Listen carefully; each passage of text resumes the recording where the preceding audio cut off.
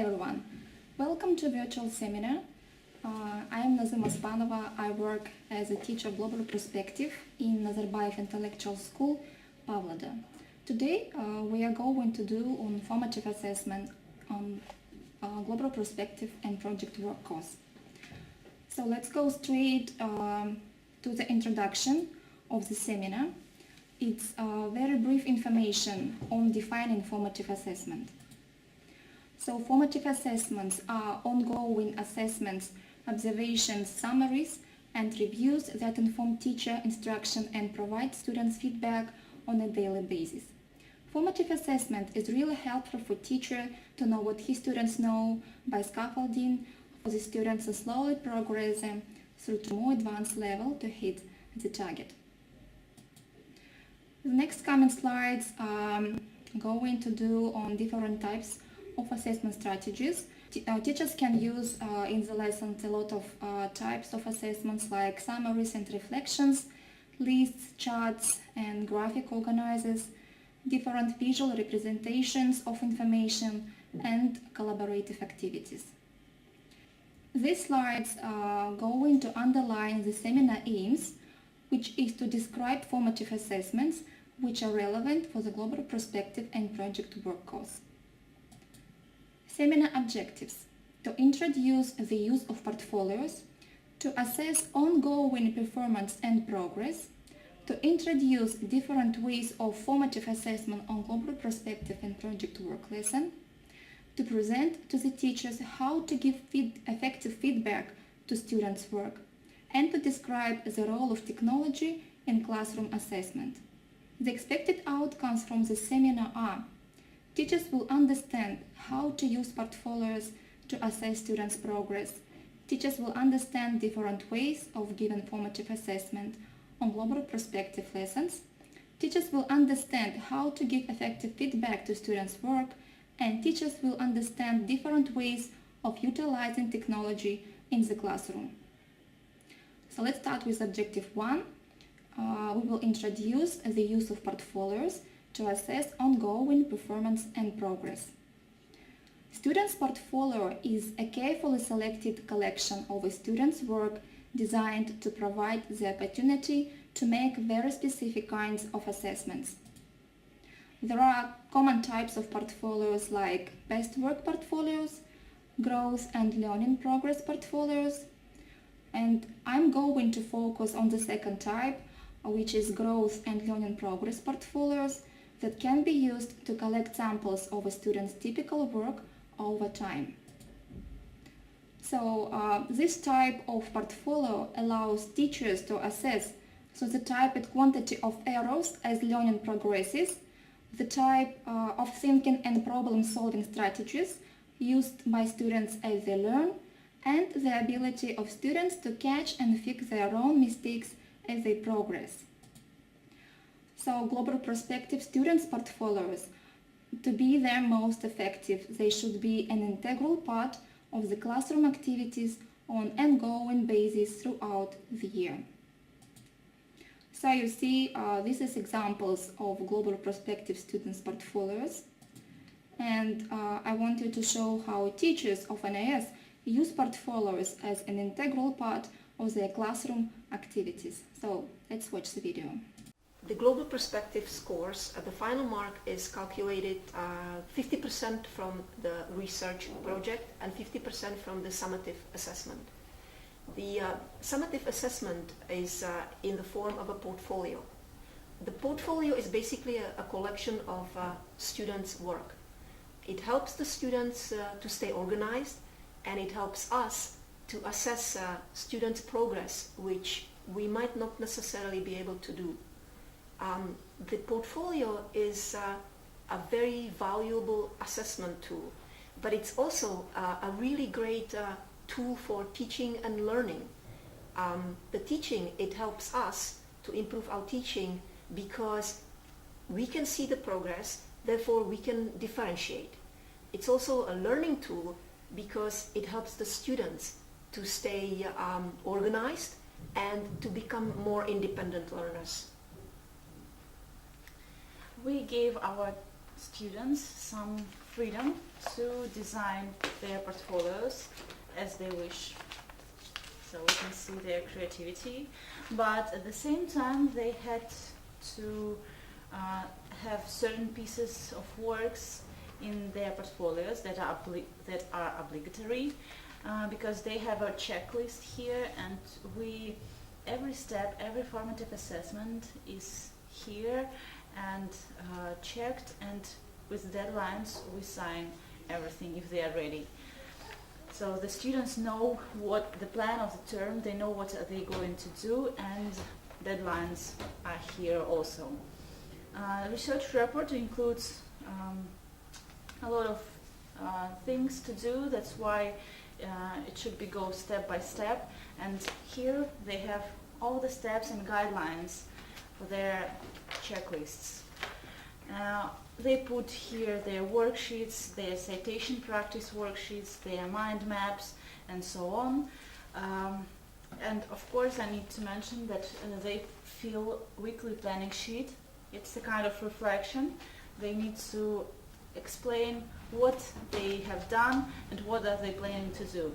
So portfolio gives us a great chance to evaluate their work, evaluate their progress, and for students to see their own progress from the beginning, from the mind map to the final work. Thanks. Okay, after watching this video, I want you to think and answer the following questions. Question number 1. Why are portfolios such a valuable assessment tool in global perspective classroom? Question number 2. Describe ways in which portfolios are a teaching, learning tool and not just an assessment tool. And question number 3. What are some of the drawbacks to using portfolio assessment?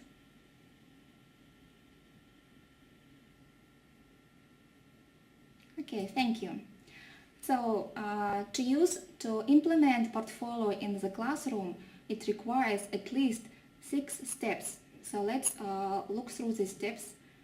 And step number 1, you should decide on the portfolio's purpose. Try always to answer these questions. Why do you want to collect the portfolio? Which learning objectives could be assessed? Would a portfolio help determine areas of misunderstanding?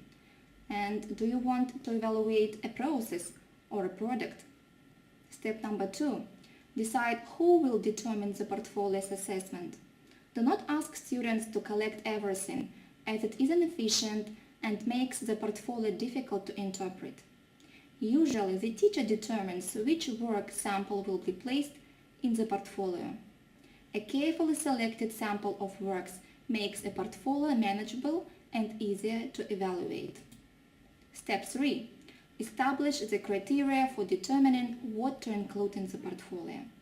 Which learning objectives are to be evaluated and what work would best represent progress toward or accomplishment of those objectives.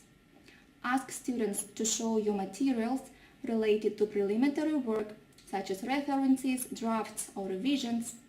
Ask students to bring you an audio tape of interview conducted in a survey preparation. This will be useful in determining how a student selects information to report. Step 4. Determine how the portfolio will be organized and how the entries will be presented. How should the entries be labeled? Would table of contents be helpful? Would the student's own evaluation of each entry provide useful information? These questions and others should be addressed before students begin their work that will eventually end up in a portfolio. Step 5. Determine when and how the portfolio will be evaluated.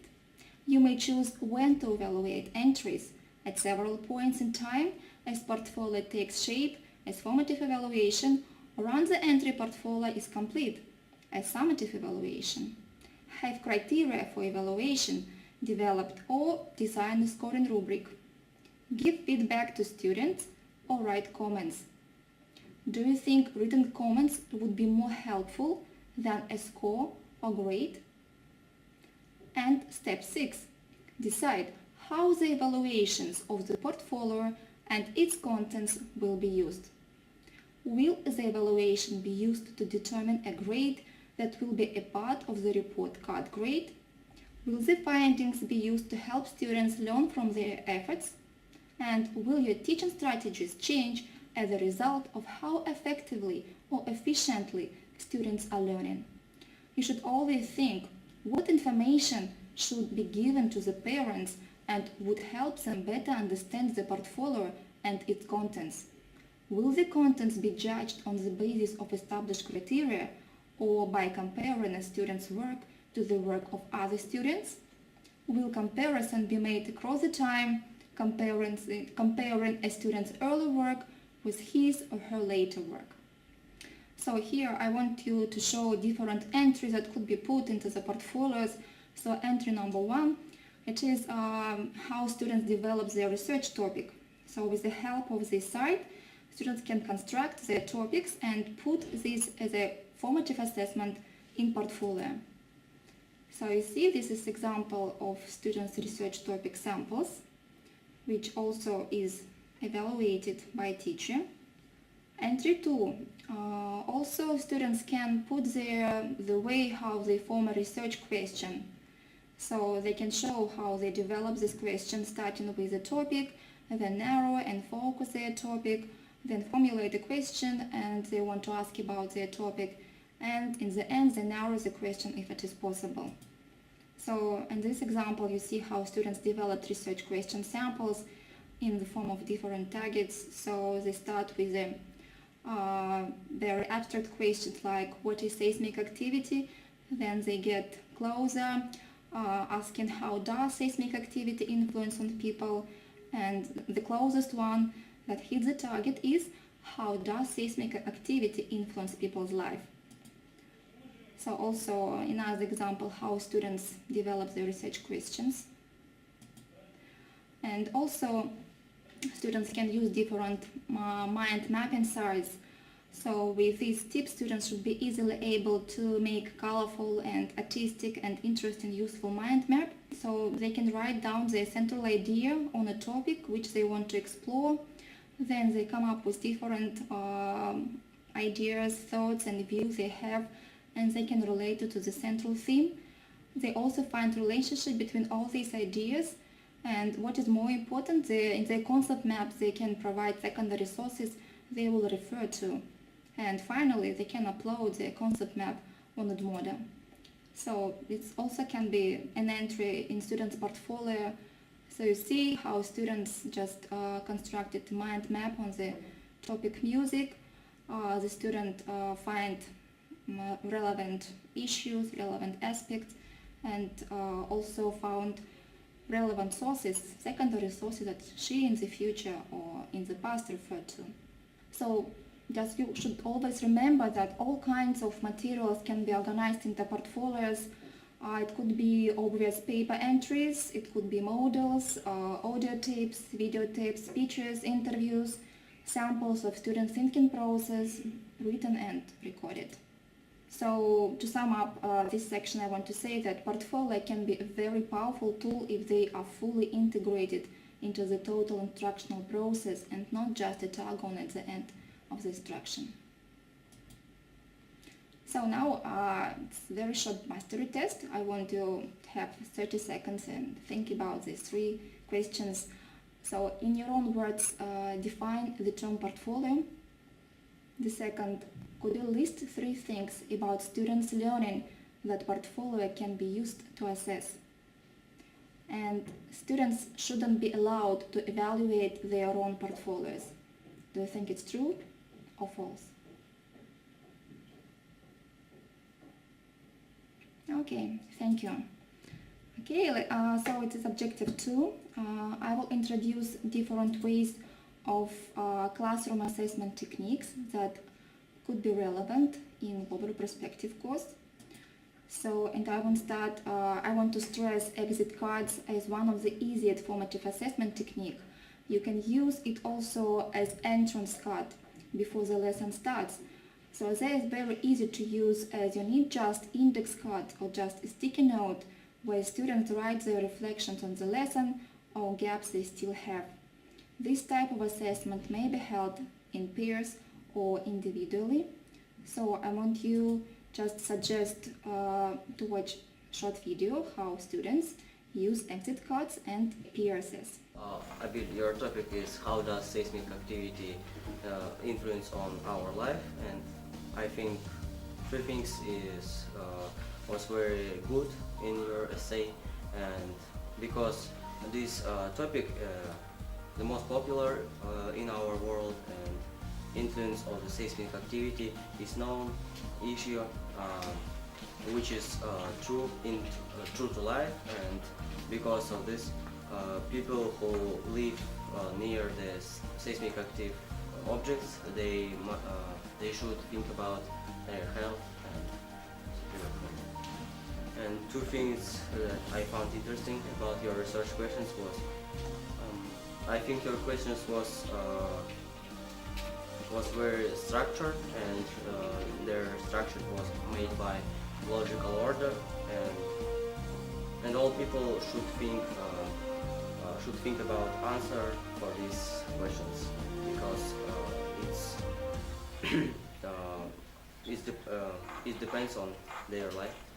And one question I still have that did you feel that your topic was unuseful? No, because my topic is very important for our life, because a lot of people still live in regions which have high value of seismic activity, and their life on danger. What about you? So Shamil, three things I think they say topic is good. The first, the film is actual nowadays, because only one, each of us has access to internet, and it may be bad impact on our life. Also, I can say that impact of the internet is a realistic theme, because each of us may face with this problem. Two things I found interesting about the research questions. I really liked your building research questions, especially the way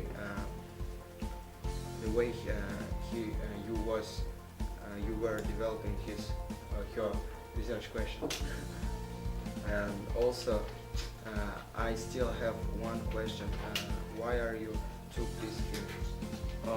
I have taken this film because of a lot of my friends. They have some pages of social networks, and they're playing online games, and some of them I see they could be addicted on the online games and social networks, because I hear about them, and I think it's very interesting.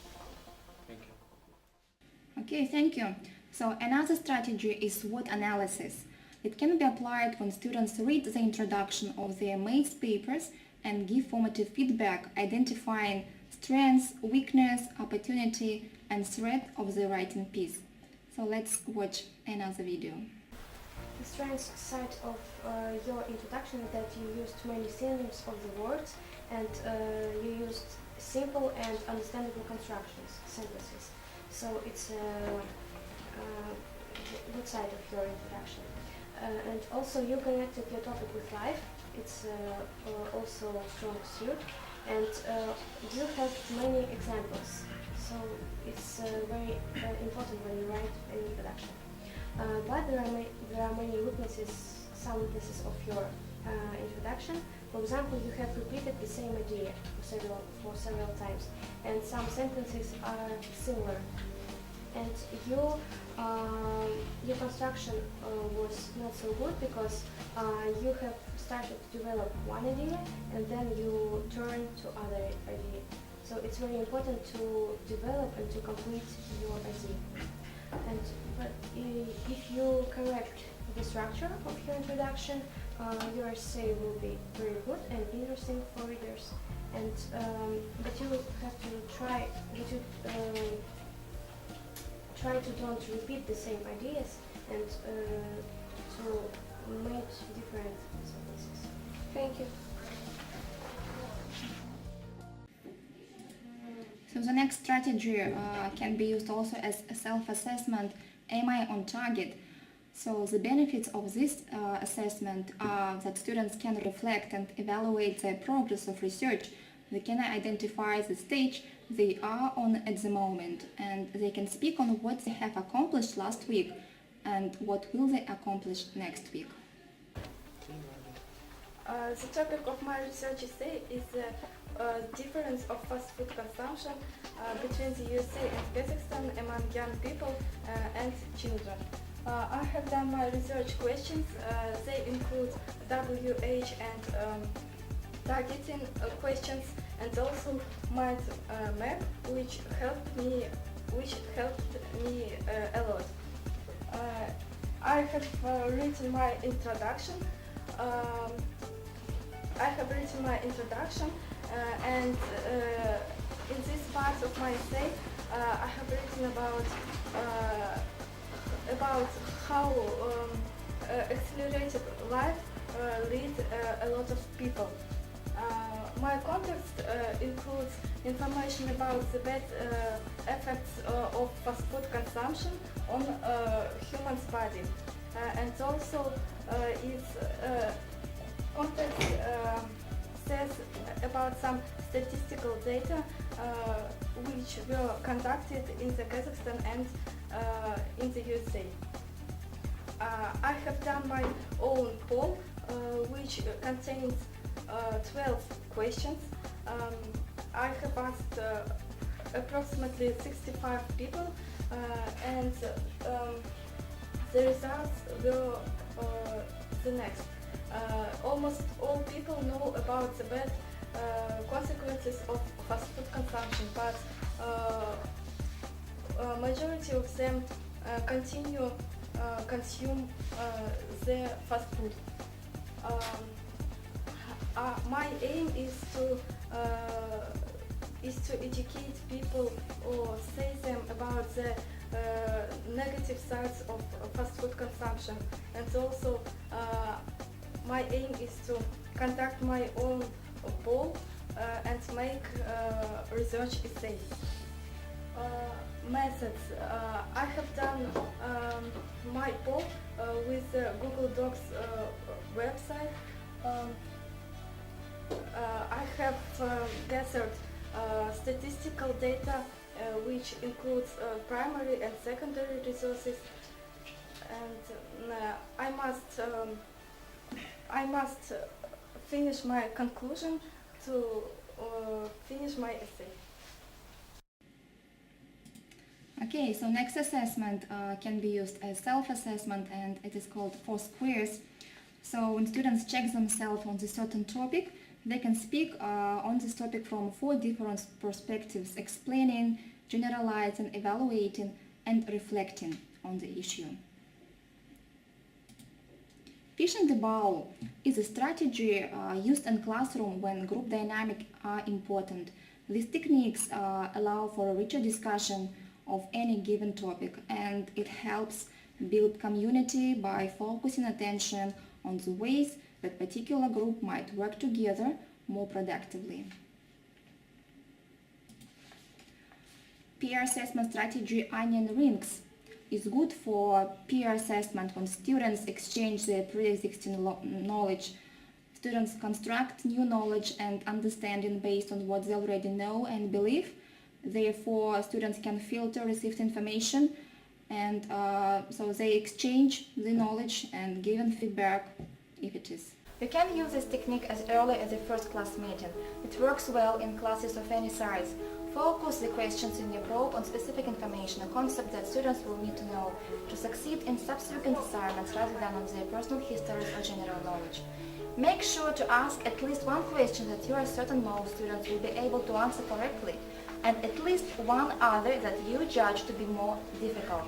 At the next class meeting, individual students can find out how the class as a whole did and can gauge their level of preparation in relation to that of the group.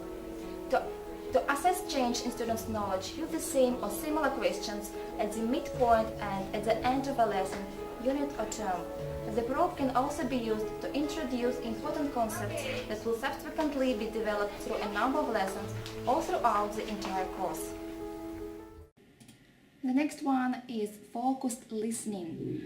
Focused listening, listening focuses students' attention on a single important term, name or concept from a particular lesson or session and directs them to list several ideas that are closely related to that focused point.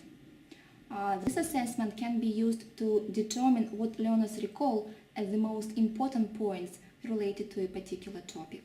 The impact of internet. My list is following these words.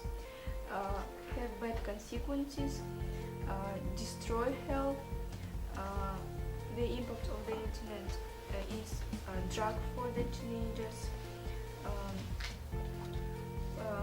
Many people spend many time in the internet and then psychological effects on the health of people. So minute paper, it is when an instructor asks students to respond in 2 or 3 minutes to either of one of these following questions. What was the most important thing you have learned today, and what are the top 3 reasons the internet becomes addictive, for example? So this is very quick way and extremely simple way to collect written feedback on students' learning. So my dear point, this technique consists of asking students to jot down a quick response to one question. What was the media's point in? With the focus on the lecture, discussion, and homework assignment. This technique used to provide information on what students find least clear or most confusing about a particular lesson or topic. Think, pair, share. This concept is quite simple. The teacher asks a question of the class. Each student a given time to write down their answers. Once they have their answers written down, they pair up with another student in the class, and where the class then they can discuss their questions, their answers. After they have had a chance to discuss their answers among the peers, they share these answers with the larger group or the rest of the class. And teacher can circulate through the class to determine comprehension of the subject matter. KWL, this chart can be used to drive instruction in the classroom. The teacher can create lesson plans based upon the interests and inquiries of the students and their needs. Using this strategy can increase motivation and attention by activating students' prior knowledge and students' interest in the topic. One sentence summary. This technique involves having students answer the questions what, where, how, and why about a given topic. Usually the sentence is a long one, and students benefit from the opportunity to check their own comprehension and reorganize their ideas if necessary. This activity is appropriate for clarifying and summarizing information at any point in a given class session. Punctuated lectures. This assessment can be used every 20 minutes. Instructors actually stop the class and have the students reflect, they fill notes, they compare notes with other students. So this technique provides immediate feedback on how students are learning from a lecture or demonstration and lets teachers and students know what may be improved. And process analysis gives students and the teacher detailed information on the ways in which students carry out assignments and shows which elements of the process are most difficult for students, where teachers need to offer more instruction and direction. Objective number 3. So now let's look at different ways of giving effective feedback to students' works. So the first one, it is one-on-one feedback. So I should say that value of one-on-one feedback cannot be overestimated. Teachers ask questions about those aspects that directly relate to student situation, and teachers motivate students to make their results meaningful. Formative feedback increases the likelihood of follow-up action And this kind of evaluation can be used to provide in-time feedback. This type of assessment becomes an effective mechanism for learning growth and development. Now that I know the content because I have read it, we can look and see if we can maybe improve some English terminology, some grammar, okay? So let's read it together. So how would you describe the 21st century? Okay, so this is actually a good start because it's a question, so that's a good hook. So that's actually a very nice beginning of a paragraph. But the grammar, when you're working with like 21st century, you should, yes, okay? And you don't need to end up with so cross that, because you shouldn't have that there. So the next way of providing effective feedback is screencasting. It is a fresh approach to encourage and to engage students. It improves the revision process. It harnesses the power of multimedia tools to enhance students' learning. The screencast video feedback gives better vehicle for in-depth explanatory feedback that creates support and a sense of support for the writer than traditional written comments. Dina, it's a good introduction. Can you mention why you became interested in this topic? Where did you get this information? You need to reference this. Dina, to have a well-balanced context, you need to find something positive. You have listed only the negatives. Can you find something positive? Where are your 3 research questions? It would improve your paper if you summarize your data and put it in a table.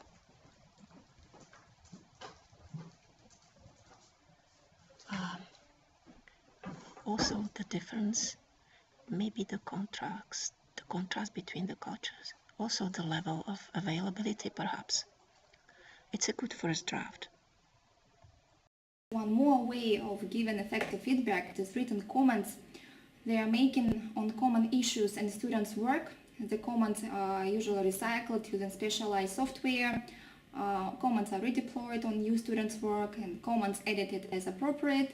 They include greater consistency in providing feedback and more effective use of staff time. So be creative and always ask these very important questions. How would samples of students' work help to assess students' performance and progress? How would such an assessment help improve my teaching and my students' learning? And objective number 4. So let's talk about the role of technology. Role of technology is to help make our assessment activities easier, more secure and faster. With the help of technology, students of global perspectives can develop e-portfolios, they can complete assignments using a variety of educational websites, they can post their work to websites, they can use digital cameras to complete assignments, and they can conduct online surveys. So there are different types of technologies and applications for formative assessment. So one of them is Edmodo. So I love having my students when they submit their work through Edmodo, and I use regularly this site for collecting assignments and grading them using Edmodo.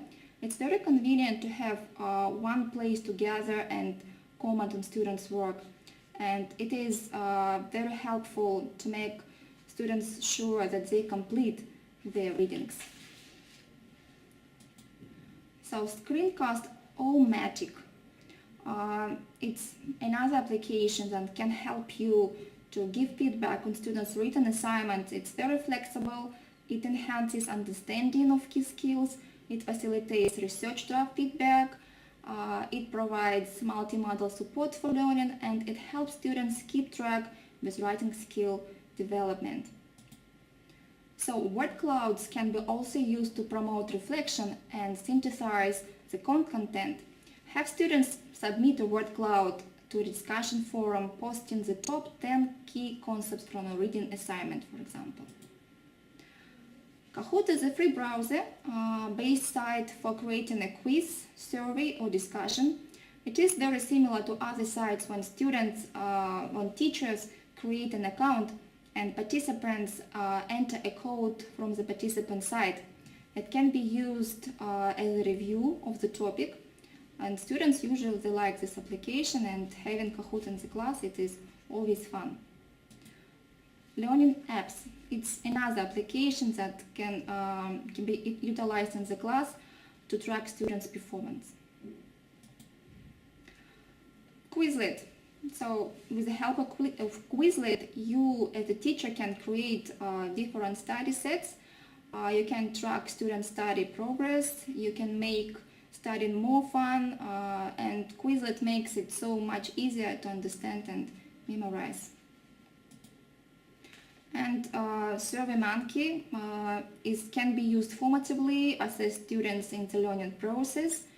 An instructor can give an assignment to make a survey to be completed in the class. It can be done in the beginning or in the end of the class, or you can set this as a home task. So these surveys can be anonymous, and it depends on how the instructor plans to use this information. Formative assessment data gathered in this way provides useful information about whether to progress to new course content or to review the presented material again. So technologically aided assessment strategies should be utilized only after considering the following questions. Is there a simpler, easier way to assess students?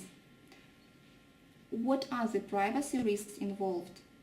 And why might you choose to use technology to help you assess students' progress?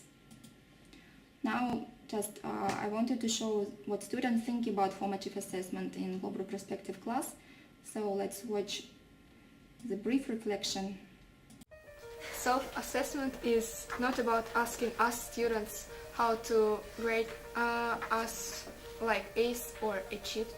Self-assessment it is when we are engaged in the formative process, comparing our papers with a clear criteria how to make us improvements.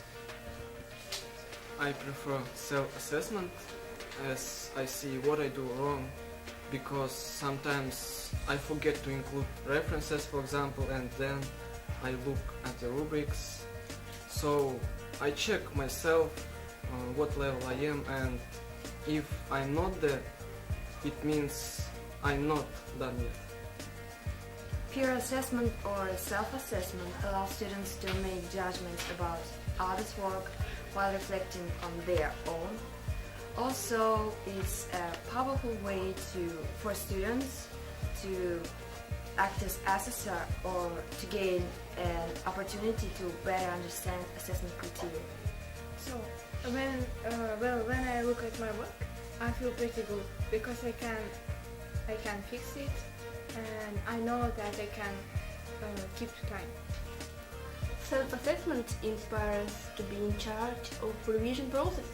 When somebody is telling you, it's sometimes hard to take in, but when you tell it yourself, it's like, okay, I will do it. Most of all, I like colored pencils techniques. First we create a rubric, and then we focus on the criteria. Of course we have pencils, and we underline relevant keywords, relevant evidences. For example, if I'm wrong, if I'm mistaken, I make notes in the margin, and it helps me to move on. If you make a time for self-assessment, it will make your work better, because you have time to view your work. You just tell yourself what did you wrong, what did you write, and it's like complimenting yourself. You can do it on a writing piece, and it's all about improving. You all the time looking for mistakes, and you know that you can do it better. Okay, so that was students' reflection on using formative assessment in the course of Global Perspective. And now I want just to end the presentation, and I wanted to think and just answer these two questions. What new things you learned today, and what strategies and techniques you will use in your future lessons. So you can use chat, you can tape there, you can write there, and all materials can be found in Moodle. Anything new that you learned, and are you going to use any information that was presented today? Okay, so if you have any questions, you can also send me your questions. Okay, thank you for listening. Goodbye.